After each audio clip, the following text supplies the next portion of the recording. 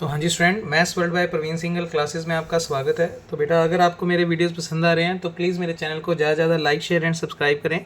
मेरे चैनल का नेम है maths world by Praveen Singhal. तो बेटा अभी तक हमने थ्योरी ऑफ कन्वर्जेंस की बुक की ए और बी एक्सरसाइज कंप्लीट कर ली है और सी एक्सरसाइज के लिए हम कुछ नए टेस्ट सीख चुके हैं, लाइक डी-एलम्बर्ट रेशो टेस्ट, जिसे रेशो टेस्ट भी बोलते हैं, शॉर्ट फॉर्म में डार्ट भी बोलते हैं। और उसके अलावा हमने पढ़ा है बेटा राब्बे टेस्ट। तो बेटा आज के जो क्वेश्चन हम करेंगे उसमें आप देख पाएंगे कि राब्बे टेस्ट जो है या डी-एलम्बर्ट फेल हो जाता है तो फिर हमें कुछ और टेस्ट की भी जरूरत पड़ेगी। तो आज की क्लास में मैं आपको सबसे इंपॉर्टेंट टेस्ट करवा रहा हूँ बेटा। टेस्ट का नाम है लॉगरिथमिक टेस्ट। तो क्वेश्चन तो हम बाद में देखेंगे, पहले आप अपनी कॉपी के अंदर लॉगरिथमिक टेस्ट को नोट कर लो, पेपर में इसका डेफिनेशन भी पूछा जा सकता है। तो बेटा नेक्स्ट टेस्ट जो हम पढ़ रहे हैं वो पढ़ रहे हैं लॉगरिथमिक टेस्ट, लघु गणकीय परीक्षण। तो बेटा इसका डेफिनेशन अगर हम सोचें और कहेंगे तो क्या कहेंगे, देखें। सबसे पहले वही समेशन UN जो है वो एक आपके पास इनफाइनाइट सीरीज है, is an infinite series of positive terms. मतलब ये लाइन तो आपको इन टेस्ट में लिखनी ही लिखनी है, यानी सभी टर्म्स के बीच में प्लस होगा। फिर लॉगरिथमिक टेस्ट क्या कहता है बेटा, ये कहता है सबसे पहले आप UN/UN+1 निकालो, जो हमने डी-एलम्बर्ट में भी निकाला था। फिर इसको सोल्व करने के बाद इसके ऊपर लॉग लगा दो। लॉग लगाने के बाद इस पूरे स्टेप को n से कर दो मल्टीप्लाई और फिर लगा दो limit n tending to infinity. इस पूरे चैप्टर में लिमिट हमेशा n टेंडिंग्स टू इन्फिनिटी ही लगाते हैं। तो वापस सुन लो बेटा, सबसे पहले UN/UN+1 निकालोगे, उस पूरे स्टेप पे लॉग अप्लाई कर दोगे। आफ्टर लॉग अप्लाई उसको n से मल्टीप्लाई करोगे और फिर थोड़ा सोल्व करोगे और फिर अप्लाई करोगे limit n tending to infinity. ये सारा प्रोसेस करने के बाद आपके पास कुछ ना कुछ वैल्यू आएगी। उस वैल्यू का नाम कल की तरह मैंने इसका क्या रख दिया, k। अब k के बिहाफ पे आप लघुगण के टेस्ट क्या क्या कहते हैं। तो फर्स्ट, अगर इस k की वैल्यू 1 से बड़ी आई, जैसे कल भी था डी-एलम्बर्ट में, तो सीरीज़ जो होगी वो कन्वर्जेंट होगी। अगर k का मान लेस देन 1 हुआ तो सीरीज़ डाइवर्जेंट होगी, तो समेशन UN इज़ डाइवर्जेंट। और अगर k का मान इक्वल टू 1 आ गया तो बेटा टेस्ट क्या हो जाएगा, फेल। तो इस तरीके से हमने इस टेस्ट को याद रखना है। तो बेटा ये लगाएंगे कब, हमें कैसे आइडिया लगेगा कि किसी क्वेश्चन में लॉगरिथमिक टेस्ट लगाना है। तो बेटा लॉगरिथमिक टेस्ट के लिए आप एक नोट लगा लो छोटा सा, ये उसके लिए पहचान है कि किन क्वेश्चंस में आप लॉगरिथमिक टेस्ट लगाओगे। देखो फैक्टोरियल आ गया, x आ गया, तो ऑब्वियस बात है ये सी एक्सरसाइज का क्वेश्चन है। अब उसके बाद हम हमेशा डी-एलम्बर्ट लगाते हैं, लगाएंगे, डी-एलम्बर्ट फेल हो जाएगा। फेल होने के बाद आपको मैंने कहा था कि या तो आप पुराने टेस्ट लगा कर देखो, अगर उनमें से कोई नहीं लग रहा तो आप राब्बे टेस्ट पे जाओ।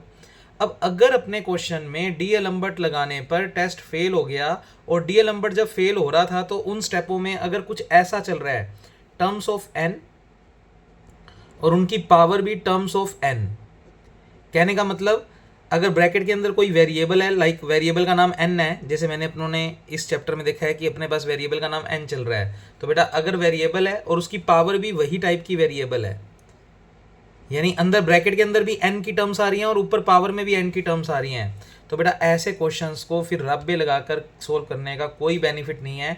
राब्बे हमने कल लगाया था, पर आप क्वेश्चन देखो उसके अंदर ये टर्म्स बनी हुई थी 2n+1 की पावर 2, तो फिर वहाँ पर हमने -1 कर दिया। मतलब यहाँ पर 2n+1 ये तो n आ रहा था, पर उसकी पावर जो थी वो एक कॉन्स्टेंट आ रही थी। अब आज जब हम क्वेश्चन करेंगे तो वेरिएबल की पावर वेरिएबल आएगी, यानी 2n+1 की पावर n होएगी। तो उस केस में फिर राब्बे लगाने का बेनिफिट नहीं है। तो ये मैं आपको हिंट बता रहा हूँ कि हमें कैसे पता लगेगा क्वेश्चन के अंदर राब्बे ना लगाकर हमें लॉगरिथमिक लगाना है। तो बेटा अगर वेरिएबल की पावर वेरिएबल आएगा तो इस केस में हम लॉगरिथमिक टेस्ट अप्लाई करेंगे, उसी से हमारा क्वेश्चन हो पाएगा। अदरवाइज हमारे क्वेश्चन में राब्बे लगाने पर तो टेस्ट फेल हो जाएगा। तो हम क्यों टाइम वेस्ट करेंगे पेपर में, हम डायरेक्ट डी-एलम्बर्ट अगर फेल हो गया और डी-एलम्बर्ट जब फेल हो रहा था तो उसमें अगर टर्म्स में पावर और उसकी पावर भी वेरिएबल में आ रही है तो उस केस में फिर हम राब्बे ना लगाकर सीधा उसमें कौन सा टेस्ट अप्लाई कर देंगे, लॉगरिथमिक। तो बेटा इस तरीके से आपको लॉगरिथमिक टेस्ट की पहचान याद रखनी है। अब लॉगरिथमिक टेस्ट जब लगाएंगे तो बेटा वहाँ पर हमें एक्सपेंशंस लगाने पड़ेंगे। तो ये एक्सपेंशन मैंने पहले की वीडियोज़ में भी लिखवा रखे हैं, एक बार फिर देख लेते हैं। तो बेटा अगर अपने आर्टिकल को सोल्व कर रहे हैं और log 1 + x का एक्सपेंशन लिखना पड़ जाए तो बेटा इसका एक्सपेंशन होता है x - x² minus plus x³ यानी अल्टरनेट चलते हैं, पहला प्लस फिर माइनस फिर प्लस, और बेटा फैक्टोरियल नहीं आता, जैसे x के बटा में आप चाहो तो लिख लो 1, तो 2/2 3/3, ऐसे अगली टर्म और लिखना चाहो तो x⁴/4। इस तरीके से अल्टरनेट साइन में चलता रहेगा।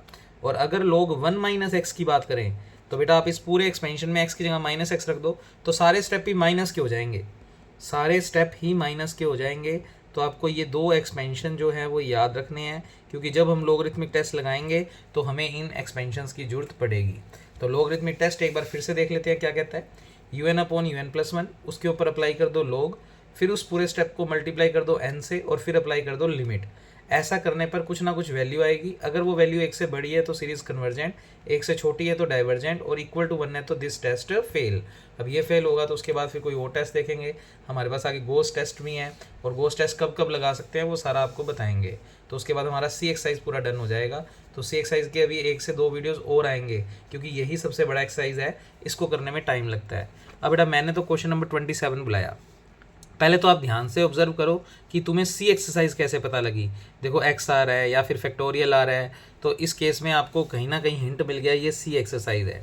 अब सी एक्सरसाइज का हिंट मिलते ही आपका पहला टास्क होता है DL लगाना, और DL के लिए आपको सबसे पहले चाहिए होता है UN।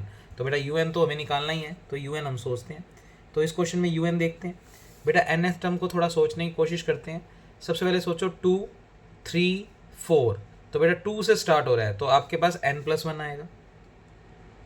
फिर पावर्स की सोचो, पावर यहाँ पर 2 की 1 है, फिर पावर 2 है, फिर 3 है, तो nth टर्म में पावर क्या हो जाएगी n, 1 से शुरू हो रहा है इसलिए पावर n। फिर बेटा मल्टीप्लाई में x की 1, x की 2, x की 3, तो nth टर्म में x की पावर n। कल हमने सीरीज वाले क्वेश्चन किए थे जिसमें UN सीरीज के रूप में आता था, पर आज सीरीज कोई चल रही है तो सिंगल सिंगल टर्म आ रही है। फिर डिवाइड में देखो फैक्टोरियल 1, फैक्टोरियल 2, फैक्टोरियल 3, तो डिवाइड में आएगा फैक्टोरियल n। और मैंने आपको बताया था जब भी फैक्टोरियल हो x हो तो आपको कहीं भी BA एक्सरसाइज के बारे में नहीं सोचना, तो इसका मतलब सी एक्सरसाइज के टेस्ट लगाएंगे। तो UN तो आ चुका है। अब बेटा नेक्स्ट टेस्ट होता है हमारा UN+1 निकालना, क्योंकि हम DL सोच रहे हैं। तो जितने भी n है उनकी जगह n+1 रख दो, यहाँ पर n की जगह n+1 रखोगे तो n+2 हो जाएगा। फिर पावर में भी n की जगह n+1 रखेंगे तो n+1, x की पावर n+1, और नीचे फैक्टोरियल n है तो n+1। फिर DL कहता है दोनों को डिवाइड करो, तो हमने कर दिया। तो 9, मतलब एक एक स्टेप आपको पेपर में ढंग से लिखना है और कोई थ्योरी नहीं है, एज इट इज़ बस आपको ये परफॉर्म करना है। तो बेटा UN ये रहा, पहले मैं UN लिख देता हूँ, n+1 की होल पावर n, x की पावर n, फैक्टोरियल n। और बेटा डिवाइड करना है UN+1 से। जब इससे इसको डिवाइड में लिखोगे तो ये टर्म जाएगी ऊपर और ये टर्म जाएगी नीचे, तो फैक्टोरियल n+1 तो चला गया ऊपर, n+2 की होल पावर n+1, मतलब एज इट इज स्टेप लिखे हैं और कुछ नहीं किए, डिवाइड करके बस दिखा दिया। अब बेटा इसमें जो टर्म्स कैंसिल आउट हो सकती हैं वो करते हैं। तो UN/UN+1 चल रहा है हमारे पास। n देखो यहाँ से n कॉमन लूँगा तो n की पावर n, अंदर आएगा 1+1/n की पावर n, x की n ऊपर चल ही रहा है। अच्छा फैक्टोरियल की कल प्रॉपर्टी बताई थी, अगर n+1 को बाहर निकालेंगे तो बेटा अंदर बचेगा सिर्फ फैक्टोरियल n, एक स्टेप कम हो जाता है। फिर डिवाइड का साइन, ये फैक्टोरियल n चल ही रहा है। अच्छा यहाँ से इस पावर को ब्रेक कर दूँ अगर, तो इसको लिखूंगा n+2 की पावर n, एक तो n+2 की पावर n और एक n+2 की पावर 1, बिल्कुल ऐसे लिख सकते हैं हम पावर को ब्रेक करके। और ये वाली भी चीज़ को मैं ब्रेक करके लिख रहा हूँ x की n इंटू x की 1। तो बेटा अब देखो कौन कौन से स्टेप कैंसिल आउट हो गए, x की n से x की n, फैक्टोरियल n से फैक्टोरियल n। अच्छा यहाँ से अगर n कॉमन लेंगे तो n की पावर n आएगा, वो इस स्टेप को कैंसिल आउट कर देगा। तो एक स्टेप और एक्स्ट्रा लिख लेते हैं, UN/UN+1, n की पावर n, 1+1/n की पावर n। यहाँ से भी n कॉमन लूँ तो ये आएगा 1+1/n, ब्रैकेट की पावर 1 है, लिखना चाहो तो लिख लो, कोई जरूरत नहीं है। वैसे इस ब्रैकेट की पावर 1 चल रही है क्योंकि n कॉमन लेंगे और ब्रैकेट 1 ही पावर है। अच्छा यहाँ से n कॉमन लेंगे तो ये बनेगा n की पावर n, 1+2/n की पावर n, और यहाँ से n कॉमन लेंगे तो बेटा आएगा 1+2/n की पावर 1। अब बेटा ये n से ये n कैंसिल आउट, ये n की पावर n से ये n की पावर n कैंसिल आउट। अब हम पहले तो, और इंटू बेटा ये 1/x रह गया, तो इंटू 1/x। अब हम पहले तो सोचेंगे कि हमारा DL पास हो जाए। अगर DL पास हो गया तो हमारा क्वेश्चन तो ख़त्म ही हो जाएगा, हमें कोई लोगरिथमिक राब्बे की जरूरत नहीं है। तो हम सबसे पहले डार्ट टेस्ट यानी DL रेशो टेस्ट अप्लाई कर रहे हैं। अब बेटा DL रेशो टेस्ट कहता है आप लिमिट लगा दो इसके ऊपर, तो limit n tending to infinity UN/UN+1, इस पूरे स्टेप पे भी लिमिट लगा दो, तो limit n tending to infinity, ये पूरे स्टेप पे लगाया बेटा, 1+1/n की पावर n बचा हुआ है, 1+1/n बचा हुआ है जिसकी पावर 1 है, नीचे 1+2/n की पावर n बचा हुआ है, 1 + 2/n की पावर 1 बचा हुआ है इंटू 1/x बचा हुआ है। अब बेटा अगर मैं n को इन्फिनिटी रखता हूँ तो कल भी बताया था 1 + 1/n की पावर अगर n है तो बेटा इसकी वैल्यू होती है e। तो ये लिमिट जब इस स्टेप को मिलेगी तो ये तो बनेगा e।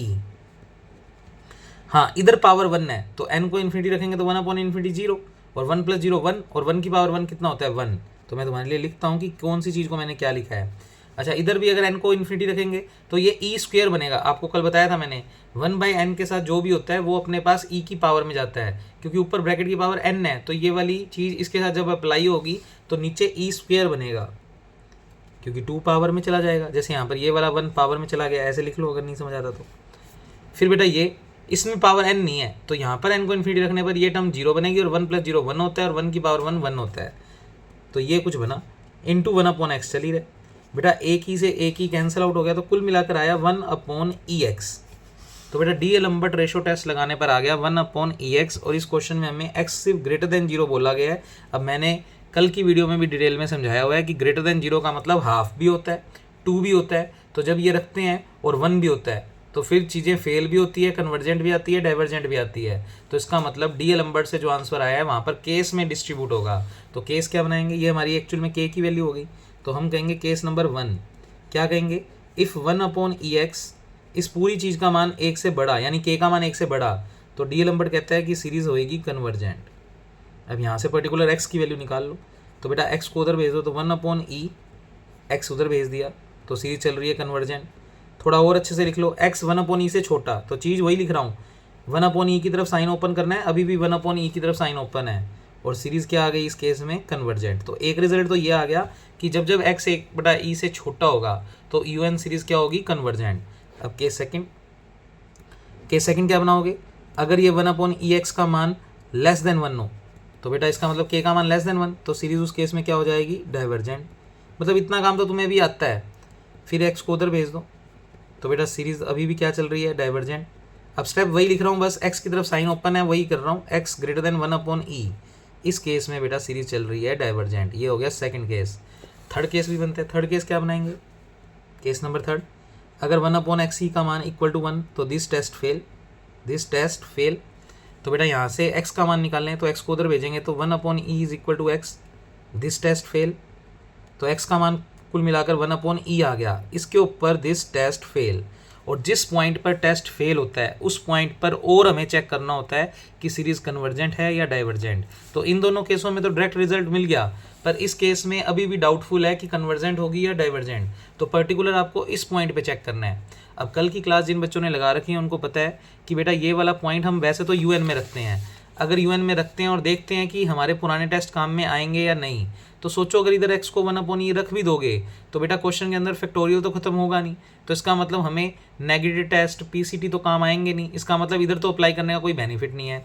फिर मैंने कहा था कि अगर पुराने टेस्ट नहीं लग रहे तो नए टेस्ट में आप राब्बे सोच सकते हो, पर बेटा राब्बे लगाते वक्त आपको UN/UN+1 को बुलाना है और UN/UN+1 अगर बुलाओगे तो यहाँ पर देखो ध्यान से, इस ब्रैकेट के अंदर n आ रहा है यानी वेरिएबल आ रहा है और पावर भी n आ रही है यानी वेरिएबल आ रही है। तो कहीं ना कहीं वेरिएबल की पावर वेरिएबल, तो मैं तुम्हारे लिए इस स्टेप को ऐसे बॉक्स में बंद करके लिखता हूँ, ये वेरिएबल की पावर वेरिएबल है। और ये मेरे को हिंट मिल गया कि इस क्वेश्चन में राब्बे लगाने का कोई बेनिफिट नहीं है। उसका रीज़न सुनो बेटा, आप x को तो चलो 1/e रख दोगे तो x तो खत्म हो जाएगा, फिर राब्बे लगाओगे तो UN/UN+1 में से 1 को माइनस करोगे तो बेटा ये सारे स्टेप ऊपर चले जाएंगे और फिर तुम्हें इनकी पावर n का एक्सपेंशन खोलना तो नहीं आता। कल तो हमारे पास यहाँ पर पावर 2 थी तो हमने a+b का होल स्क्वायर ओपन कर दिया था, पावर 3 भी हो तो a+b का होल क्यूब खोल देंगे। पर बेटा पावर n हो तो या तो फिर बाइनोमियल एक्सपेंशन, पर उससे बहुत लेंथी हो जाएगा। तो बेटर रहेगा कि यहाँ पर वेरिएबल की पावर वेरिएबल की पावर कहीं ना कहीं वेरिएबल, हालांकि इस स्टेप में वेरिएबल की पावर कांस्टेंट है, पर कोई बात नहीं, ओवरऑल पूरे पे फिर हम लॉगरिथमिक लगाएंगे तो इस पे भी लॉग लग जाएगा, वो तो कोई बात नहीं, वो तो टेस्ट है। तो यहाँ पर हिंट मिल गया कि वेरिएबल की वेरिएबल है, इसलिए मैं लॉगरिथमिक लगा रहा हूँ, रब्बे नहीं लगा रहा। तो बेटा रब्बे लॉगरिथमिक कहता क्या है, आप पहले तो वो पॉइंट पुट कर दो और उसके बाद UN/UN+1 को बुलाओ और उसके ऊपर अप्लाई कर दो लॉग। तो हम करेंगे, तो सबसे पहले x = 1/e पे टेस्ट फेल हुआ है तो ये x = 1/e आप UN/UN+1 में यहाँ पर x के बदले रख दो। तो मैं इसको दे रहा हूँ इक्वेशन नंबर A। किसको दिया करो A, जब un upon un plus one में सब कुछ कॉमन आने के बाद कट कट आ जाए और वेरिएबल की पावर वेरिएबल दिखती हो तो वहाँ पर फिर रब्बे लगाओ ही मत, सीधा लॉगरिथमिक लगा दो।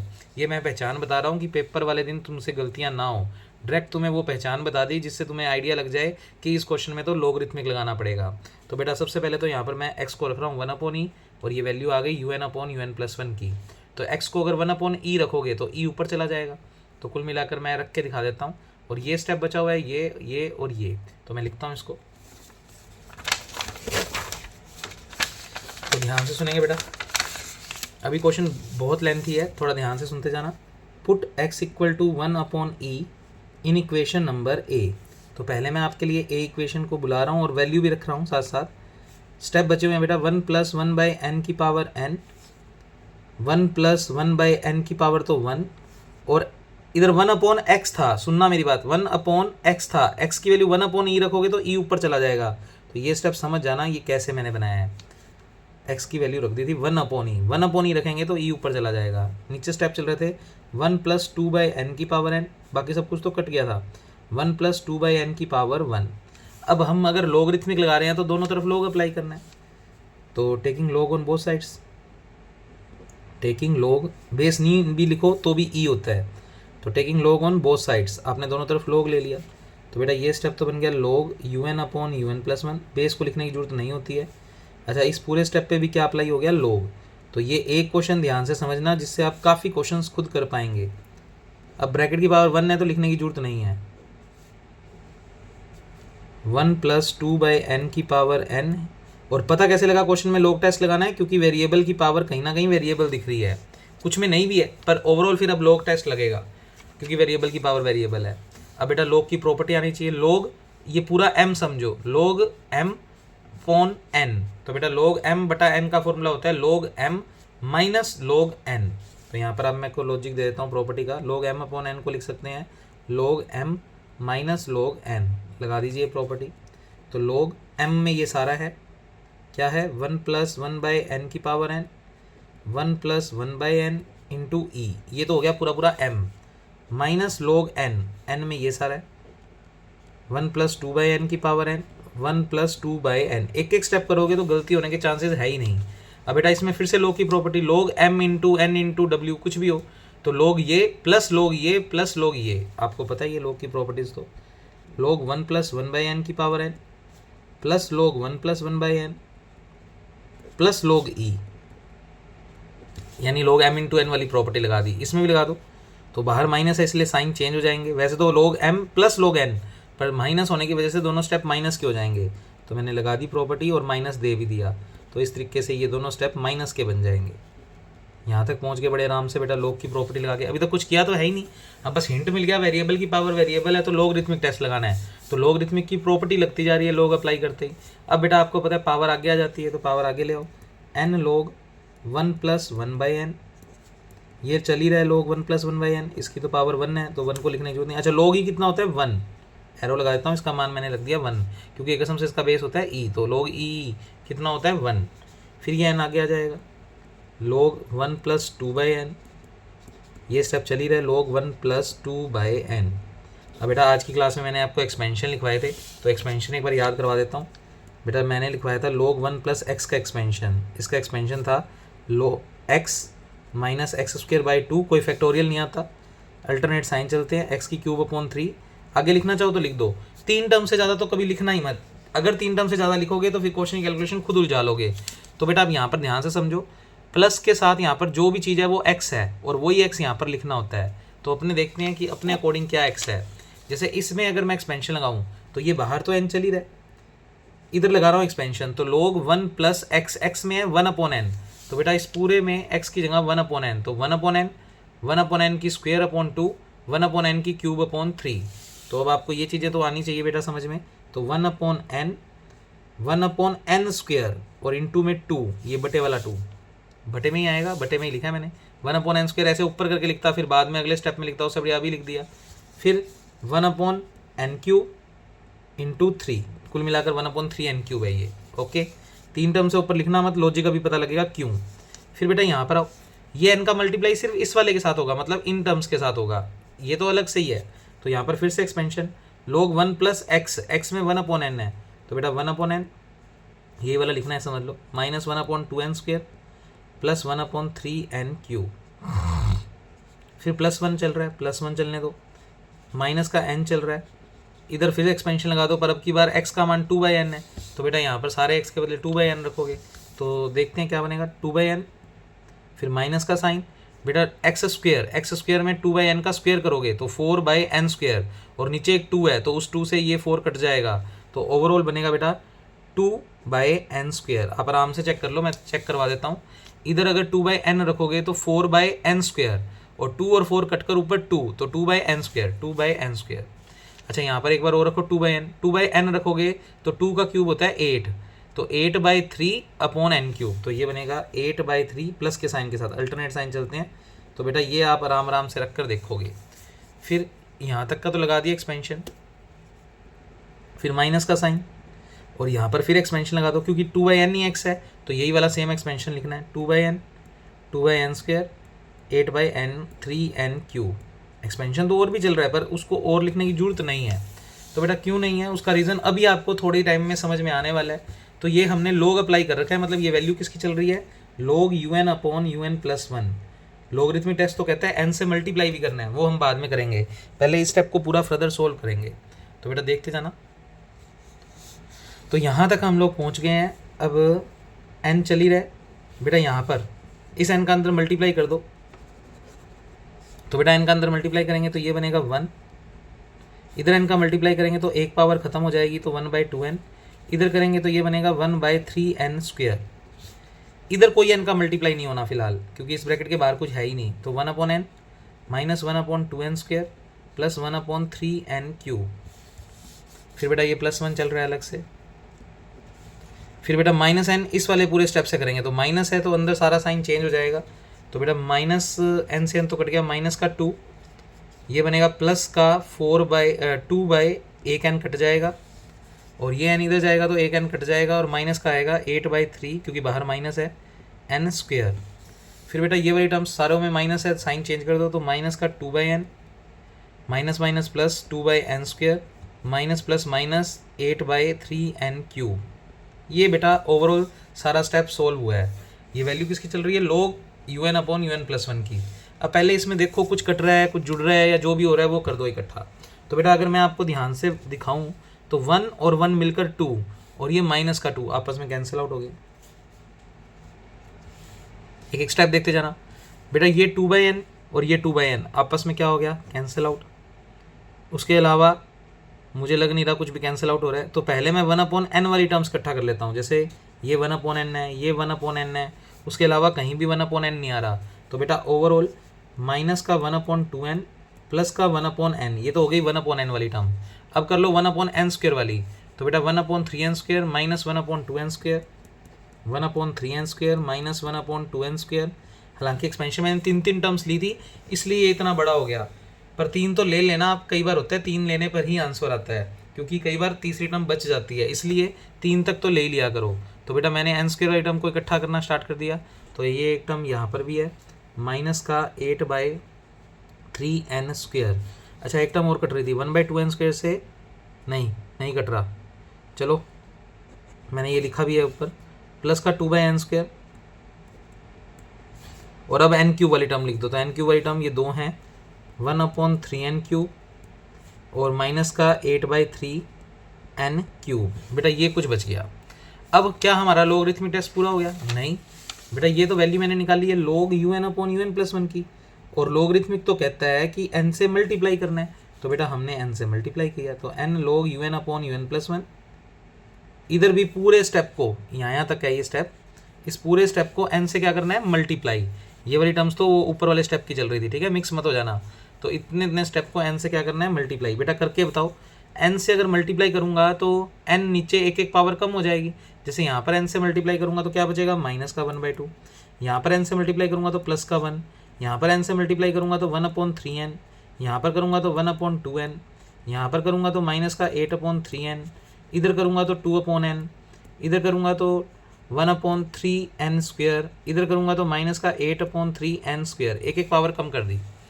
अब लॉगरिथमिक कहता है, तो बाय लॉगरिथमिक लोगरिथमिक टेस्ट। तो ये मैंने आपको एक नया टेस्ट आज की क्लास में सिखा दिया।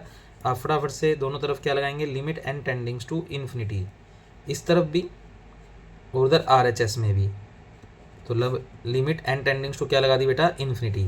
ये पूरा स्टेप एज इट इज़ तुम लिख लेना, मैं सीधा लिमिट अप्लाई करके दिखाता हूँ। तो बेटा यहाँ पर तो एन आ ही नहीं रहा, तो ये स्टेप तो बचेंगे। तो माइनस का 1/2 बचेगा, प्लस का 1 बचेगा।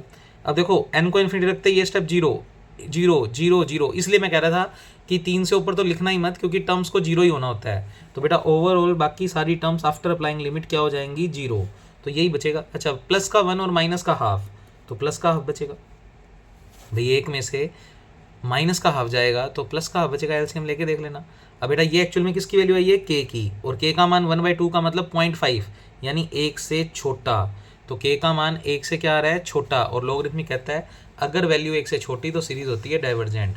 तो बेटा आपका इस केस में un जो है वो डाइवर्जेंट हो गया, कब, जब आपके x का मान 1/पर्टिकुलर e था। इधर हमारा डीएलएम्बर्ट फेल हुआ था। अब इस पॉइंट पे भी हमने प्रूव कर दिया कि ये सीरीज़ जो है वो डाइवर्जेंट है। ये फाइनल आंसर नहीं है, फाइनल आंसर आपको कंबाइंड करके लिखना है। तो बेटा x = 1/e पे डाइवर्जेंट है।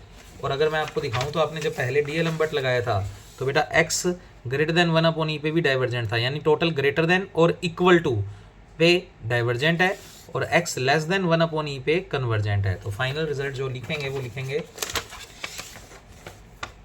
when x < 1/e, तब तो आपकी सीरीज जो है वो कन्वर्जेंट है, और जब आपका x > 1/e तो उस केस में फाइनली आपकी सीरीज जो है वो क्या है, डाइवर्जेंट। तो बेटा जब भी किसी पॉइंट पर सीरीज फेल होगी या टेस्ट फेल होगा तो वहाँ भी आपको कोई ना कोई प्रोसेस लगाकर बताना है कि वहाँ पर सीरीज कन्वर्जेंट रहेगी या डाइवर्जेंट। और इस क्वेश्चन में पर्टिकुलर लोगरिथमिक टेस्ट क्यों लगाया है, क्योंकि वेरिएबल की पावर जब भी वेरिएबल दिखेगी तो वहाँ रब्बे टेस्ट लगाने का कोई बेनिफिट नहीं है। तो एक बार स्टोरी पूरी सुन लो बेटा। जब भी डीएलएम्बर्ट रेशो टेस्ट फेल होता है किसी पॉइंट पे, तो पहले तो आप यूएन में रख कर देखा करो, पर देखा करो मन ही मन कि रखने पर पुराने टेस्ट काम में आएंगे या नहीं। अगर पुराने टेस्ट काम में नहीं आ रहे तो फिर आपके पास दो चॉइसेस होती हैं, एक तरफ रब्बे जो कल की क्लास में सीखा था, और एक लोगरिथमिक। रब्बे तब लगाओ जब आपके पास अंदर तो एन की टीडियों पर ऊपर कॉन्स्टेंट हो, तब उस केस में आप रब्बे लगा सकते हो। पर अगर आपके पास वेरिएबल की पावर वेरिएबल है तो उस केस में आपको हमेशा डार्ट के फेल होते ही लोगरिथमिक लगाओ और आंसर निकालो।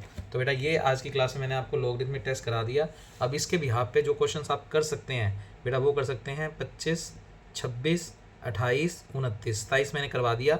तो ये सी एक्सरसाइज के 4 क्वेश्चन आप लोग कर सकते हो। मैं वीडियो में दिखा देता हूँ, कई बच्चों के पास अगर बुक नहीं है या जो भी XYZ, तो आपको मैं क्वेश्चन दिखा देता हूँ बेटा, वो क्वेश्चन आप ट्राई कर सकते हैं। लाइक ये आपका 25वां नंबर क्वेश्चन, ये 26, 27वां मैंने करवा दिया, 28 और 29 ये क्वेश्चंस बेटा आप ट्राई कर सकते हो। अच्छा, इसका ये यूएन बता दूं मैं, समेशन का मतलब होता है समेशन रूप, ये सीरीज रूप में है, तो ये इतनी टर्म आपका यूएन है। तो यूएन आपको डायरेक्ट दे रखा है, बस उसके बाद UN+1 निकालो, डिवाइड करो, डीएलएम्बर्ट कहीं ना कहीं फेल होएगा, फिर लोगरिथमिक लग जाएगा क्योंकि वेरिएबल की पावर वेरिएबल आ रही होगी। तो वो आपको मैंने सिखाया है, आप इस क्वेश्चन को बिल्कुल ट्राई करेंगे। नेक्स्ट वीडियो में मिलते हैं बेटा नेक्स्ट टेस्ट के साथ। Okay, thank you class.